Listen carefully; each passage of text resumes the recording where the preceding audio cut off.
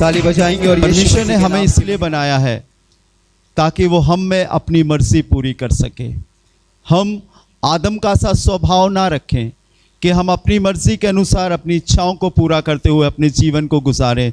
लेकिन याद रखिए, परमेश्वर ने आपके लिए एक बहुत बड़ी योजना बनाई है। जब आप खुदा के घर में आ गए हो तो सिर्फ उस योजना को देखो, प्रभु मेरे लिए क्या है, तूने मुझे क्यों बनाया है, तूने अपनी शक्ल मुझे क्यों दी, तूने अपनी सीरत मुझे क्यों बख्शी, प्रभु मैं यहाँ क्यों हूँ, प्रभु क्या ये इत्तेफाक है, क्या ये योजना है, क्या है प्रभु। आप उसे खोजें। बाइबल में लिखा परमेश्वर और उसकी सामर्थ को खोजो, वो मिलेगा आपको। पूछो उससे, अपनी मत चलाओ, अपने मन को थोड़ा शांत करना सीखो, अपनी जुबान को थोड़ी देर बंद रखना सीखो, वो आप पर प्रकट होगा। हालेलुया।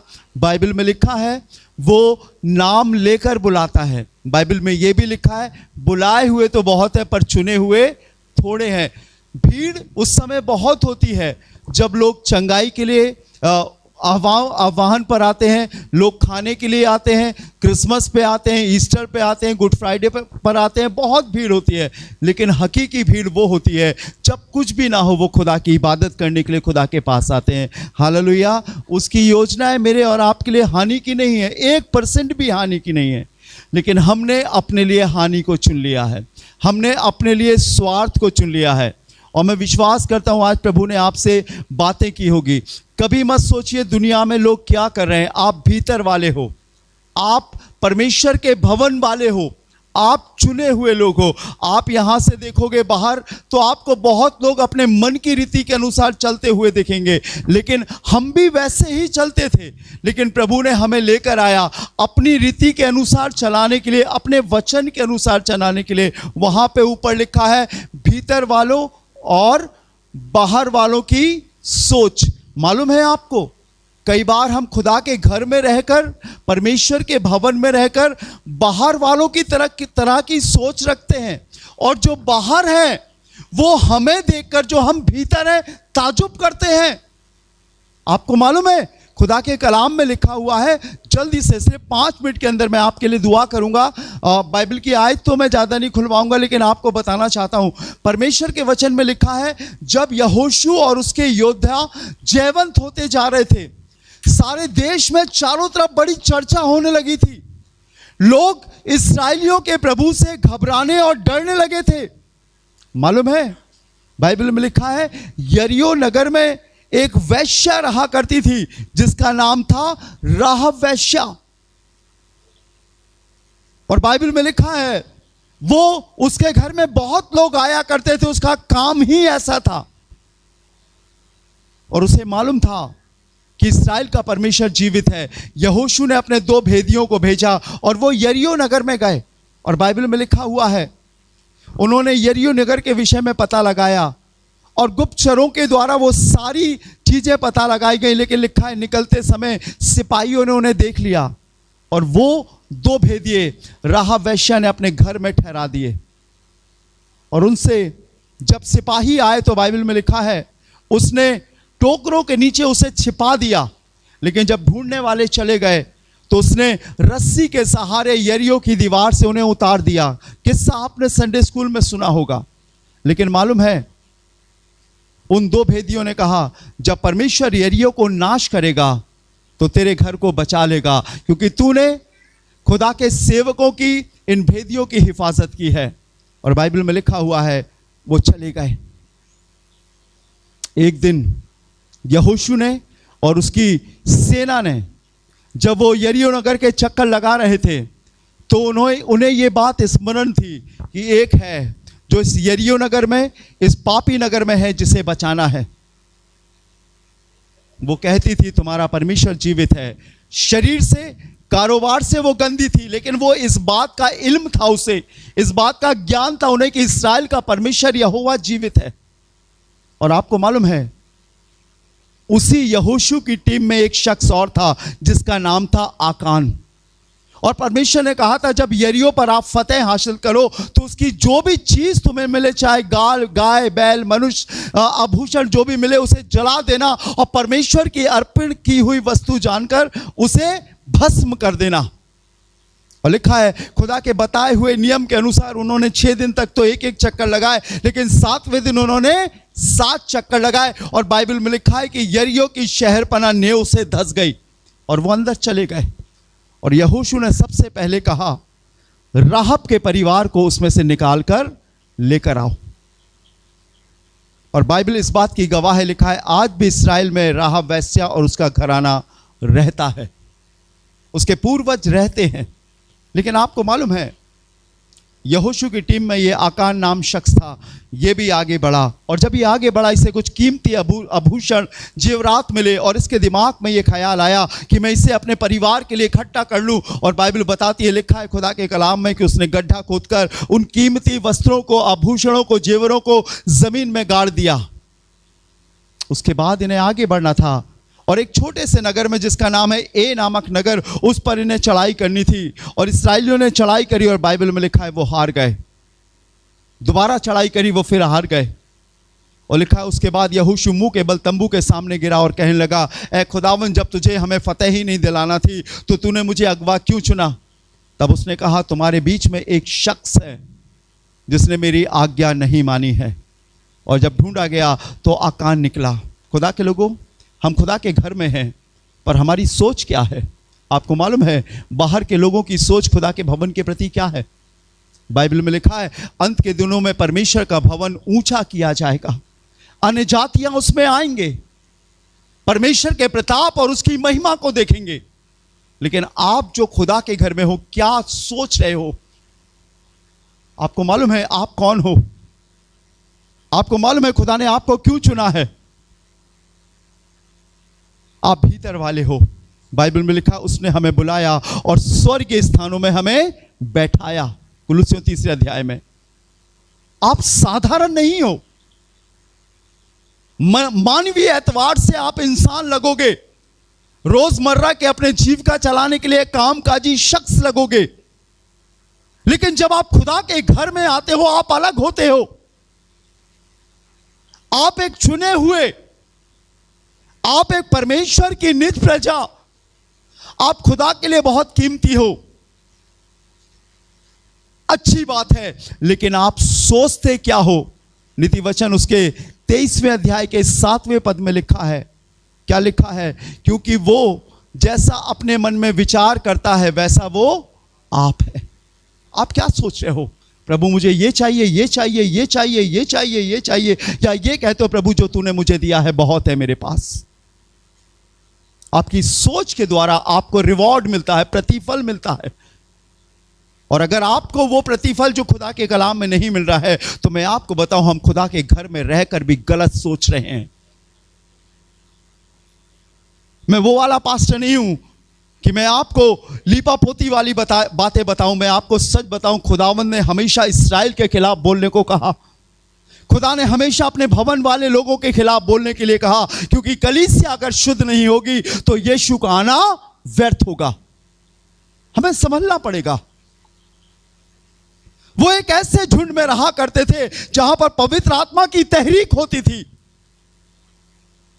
और खुदा के दास पतरस ने उनसे पूछा, क्या तुमने इतने में ही भूमि बेची थी?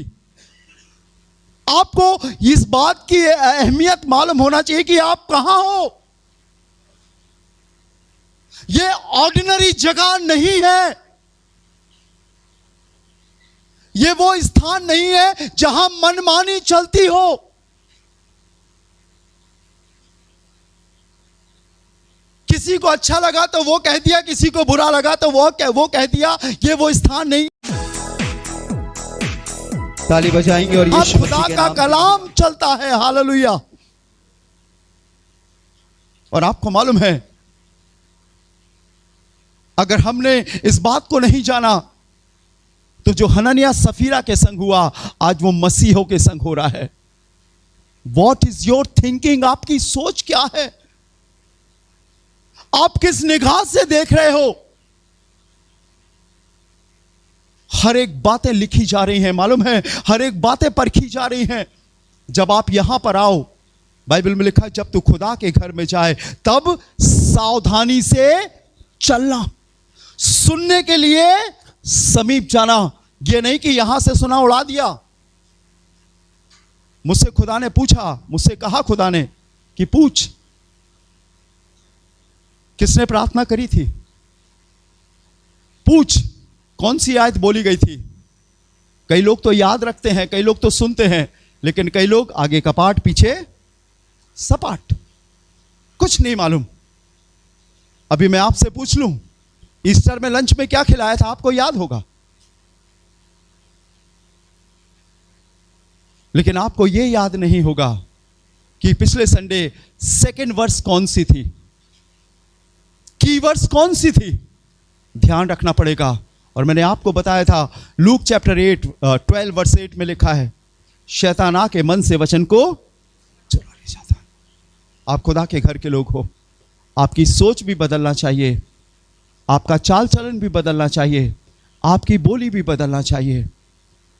यहां सब नहीं चलता, यहां वो चलता है जो प्रभु के वचन में लिखा है। Hallelujah, hallelujah. मालूम है बाहर वाली क्या कह रही थी कि यदि मैं उसके वस्त्र को छू लूंगी तो मैं चंगी हो जाऊंगी, क्योंकि वो अपने मन में कहती थी कि यदि मैं उसके वस्त्र को छू लूंगी तो चंगी हो जाऊंगी। और मालूम भीतर वाला क्या कहता था कि मैं उसे चूमा लेके पकड़वाऊंगा कि यही यीशु है। आप किस विचार में अपने जीवन को खुदा में बढ़ा रहे हो, आप किस सोच में खुदा के आगे आ रहे हो। आप देखो, आज भी खुदा के घर में रहने के बाद भी हमारे विचार नहीं बदले, हमारी मानसिकता नहीं बदली, हमारी सोच नहीं बदली। आज भी हम उन्हीं चीजों को सोच रहे हैं जो हम बाहर सोचते थे। आज भी हमारा वही जीवन है जो बाहर का था। आज भी हमारा पहरावा वही है जो हम बाहर पहनते थे। सोचो, क्या आज हम बाहर वाला जीवन जी रहे हैं या अंदर वाला जीवन जी रहे हैं? चेक योर लाइफ, अपने जीवन को देखो। और अगर हम नहीं देखे, बाइबल में लिखा है, यदि हम अपने आप को जांचते तो दोषी नहीं ठहरते। Let us close our eyes, अपनी आंखों को बंद करें, अपने खुदा से कहें, प्रभु मुझे अपने वचन के अनुसार बना, मुझे बाइबल जीना सिखा, मुझे वचन जीना सिखा। यूहन्ना के आखिरी अध्याय की आखिरी आयत में लिखा है कि अगर यह किताब लिखी जाती तो दुनिया में ना समाती। खुदा के लोगों, यह किताब आज भी लिखी जा रही है और परमेश्वर ने एक फरिश्ते को अलग से अपॉइंट किया है, ठहराया है। मलाकी 3 अध्याय 16वां पद बताता है, वो उस किताब को लिख रहा है। रेवलेशन चैप्टर 20 वर्स 12 में लिखा है,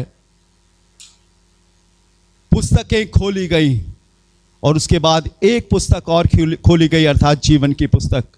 किताबें लिखी जा रही हैं, हमारे विचारों की, हमारे सोचों की, हमारे जीवन के प्रत्येक पलों की किताबें लिखी जा रही हैं।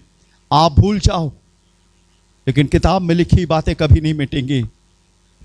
अपने आप को परमेश्वर के वचन के अनुसार बनाना शुरू करो।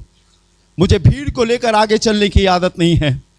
मैं चाहता हूं 100 लोगों से बेहतर है 10 लोग जो परमेश्वर के चुने हुए और वचन का पालन करने वाले हैं, वो मेरे साथ चले। मुझे दरकार नहीं है कि मेरे चर्च में हजारों हजार लाखों ऑफरिंग आए। मेरे पास उतना है, मेरे खुदा ने इंतजाम किया है जिससे मेरा जीवन चल जाएगा।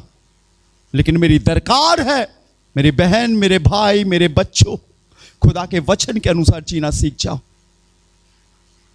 बंद कर दो दिखावा, बंद कर दो डींगे मारना, बंद कर दो ऊंची ऊंची बातें करना। आ जाओ खुदा के अधीन और कहो, प्रभु जो भी मैं हूं वो तेरे द्वारा हूं। अपने जीवन को दिन प्रतिदिन पवित्र बनाओ। वो आने वाला है, फरन द्वार पर ही है। देखो क्या आप उसके संग जा पाओगे? बाइबल में लिखा, पियक्कड़, गाली देने वाले, झूठ बोलने वाले, मूर्ति पूजक, टोने, डरपोक ये परमेश्वर के राज के अधिकारी नहीं होंगे। पर वो जो बेदाग, बेऐब, बेझुर्री होंगे और परमेश्वर के कलाम के अनुसार तैयार होंगे, वही खुदा के लोग होंगे। Are you ready? क्या आप तैयार हो कि अगर अगले पल यीशु आता है तो आप जा सको? क्या आप सच में खुदा के भवन के पवित्र लोग हो, या परमेश्वर के भवन में भी लोगों में भी पाप आ गया। ताली बजाएंगे और यीशु मसीह के नाम की महिमा करेंगे। चेक करो, देखो, ये खुदा का घर है। आपका जीवन खुदा का घर है। आपका शरीर खुदा का घर है। मैं प्रार्थना करने जा रहा हूं और मैं चाहता हूं आपके लिए प्रार्थना करूं। आप अपने आप को देखें और कहें, प्रभु मुझे अपने वचन के अनुसार बना। प्रभु मेरी बोली को, मेरे देखने को, प्रभु मेरी सोचों को, सबको प्रभु अपने कलाम के अनुसार बना। आपको समझ में नहीं आ रहा, आप बैठो मेरे संग, मैं बैठूंगा आपके संग, बताऊंगा आपको कि कैसे खुदा के कलाम के अनुसार बना जाता है। कम ऑन, तैयार हो। देखो, एक एक चीज देखो, सुबह से लेकर शाम तक देखो। अपने स्वभाव को धीरे धीरे धीरे धीरे परमेश्वर के कलाम के अनुसार बनाना सीखो। मत डरो, मत घबराओ। सब सामर्थी परमेश्वर आपकी ओर है। वो सब कुछ करने में कादिर है और वो आज यहां पर है जो मुझसे कह रहा है कि मैं कलीसिया से कहूं कि मेरे लोगों को तैयार कर मैं आने वाला हूं। खुदावन, मैं तेरा धन्यवाद देता हूं कि तूने हमें वहां रखा है जहां पर और कोई नहीं रह सकता। तूने हमें स्वर्गीय स्थानों में, पवित्र स्थानों में रखा है। प्रभु, हम आपका धन्यवाद देते हैं इस अच्छे कलाम के लिए प्रभु, जो हमें शुद्ध करता है। हम धन्यवाद देते हैं तेरे दास, तेरे बेटे भाई अर्पित के लिए हम धन्यवाद देते हैं प्रभु। हम धन्यवाद देते हैं उन बहनों के लिए, उन भाइयों के लिए प्रभु, जो यहां खड़े होकर गवाही देते हैं, गीत गाते हैं प्रभु। ये तेरा भवन है खुदावन, और यहां पर अगर सबसे बड़ी इज्जत है तो वो सिर्फ तेरी है। जो आदर है खुदावन तो वो तेरा है। मैं प्रार्थना करता हूं, तेरी दुल्हन को तेरी तरह सजा, तेरी दुल्हन को तेरे वचनों से माला माल कर। ये चूक ना जाए, ये रह ना जाए, ये ठहर ना जाए, ये कहें मैं खुदा के वचन के अनुसार तैयार हूं। प्रभु, इन्हें अपने हाथों में ले। सब कुछ आपके हाथों में सौंपते हैं। सारा आदर, सारी महिमा आपको देते हैं और खुदावंद यीशु के नाम से मांगते हैं। आमीन, आमीन। Praise the Lord, hallelujah.